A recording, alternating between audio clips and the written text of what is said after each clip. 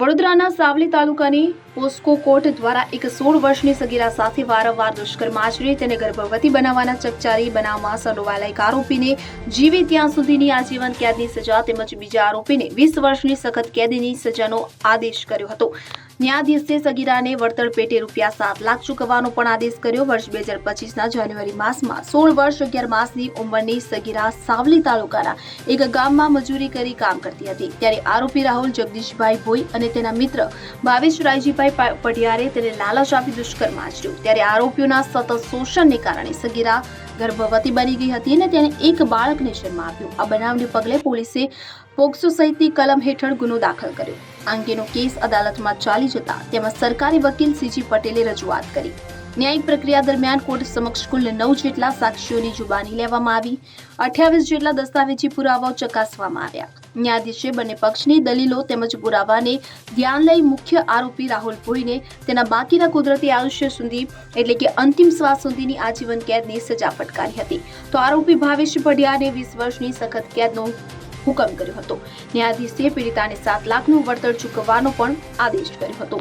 ભાદરવા police station નોંધાયેલા ગુના રજિસ્ટર નંબર 427/2025 ના બનાવનો પોક્સો કેસ નંબર 17/2025 થી સાવલીના પોક્સો કોર્ટમાં ચાલી જતા નામદાર પોક્સો કોર્ટના જજ સાહેબ શ્રીએ આરોપીઓ રાહુલ જગદીશભાઈ ભોઈ રહેવાસી જાલમપુરા ને આજીવન સખત કેદ એટલે કે કુદરતી રીતે મૃત્યુ ન થાય ત્યાં સુધીની સખત કેદની સજા તથા રૂપિયા 15,000નો દંડ ફટકારેલ છે તથા આરોપી ભાવેશ રહીજીભાઈ પરમાર રહેવાસી ખાંડી તાલુકો સાવલીનાને 20 વર્ષની સખત કેદ તથા રૂપિયા 10,000નો દંડ ફટકારેલ છે।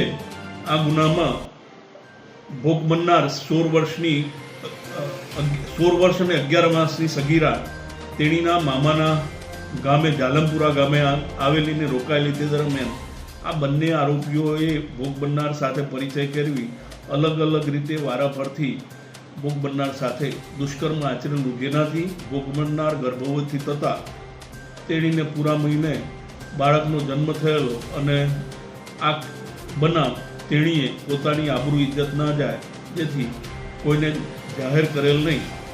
દરમિયાન ભોગ બનનારનું બાળક તેણીના ઘરની બહાર ત્યજી દીધેલ અવસ્થામાં મળી આવતા પોલીસને જાણ થતાં ભાદરવા પોલીસ સ્ટેશનમાં આ ગુનો નોંધાયેલો। આ કામે નામદાર પોક્સો કોર્ટના જજ સાહેબ શ્રીએ ભોગ બનનાર પીડિતાને રૂપિયા 7 લાખનું વિક્ટિમ કોમ્પન્સેશન ચૂકવવા ડિસ્ટ્રિક્ટ લીગલ સર્વિસ ઓથોરિટીને હુકમ કરેલ છે। ઇકબાલ લુહાર, સાવલી। હવે જુઓ દેશ દુનિયાની તમામ ખબરો તમારી આંગળીના ટેરવે। ઉઠાવો મોબાઈલ અને ગૂગલ પ્લે સ્ટોર પરથી ડાઉનલોડ કરો અમારી CN24 ન્યૂઝ મોબાઈલ એપ।